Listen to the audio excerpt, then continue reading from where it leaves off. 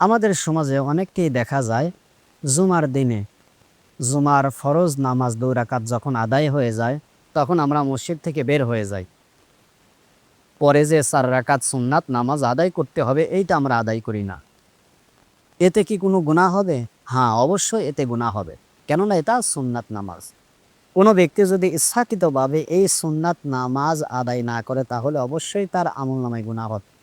এজন্য আমাদের প্রত্যেকের উচিত জুমার নামাজ অর্থাৎ ফরজ ২ রাকাত নামাজ আদায় করার পরে এই ৪ রাকাত নামাজ অবশ্যই আমাদেরকে আদায় করতে হবে। এখন অনেকেই যদি চিন্তা করেন আমি বাড়ি গিয়ে আদায় করব, আলহামদুলিল্লাহ ভালো। কিন্তু আসলে সবাই তো বাড়ি গিয়ে এই নামাজটা আদায় করে না। এজন্য যদি আমরা পারি সুন্নাত নামাজ, নফল নামাজগুলো বাড়িতে বেশি বেশি করে আদায় করব। আর শুধু ফরজ নামাজটা আল্লাহর ঘরে এসে আদায় করব। কিন্তু অধিকাংশ ক্ষেত্রে দেখা যায় আমরা আল্লাহর ঘরেও আদায় করি না এবং বাড়ি গিয়েও এই সুন্নাতটা আদায় করি না। এতে আমাদের আমলনামায় গুনাহ হবে। এজন্য যারা এটা করি না আজ থেকে আমরা সতর্ক হয়ে যাই। অবশ্যই এই ৪ রাকাত নামাজ আমাদেরকে আদায় করতে হবে।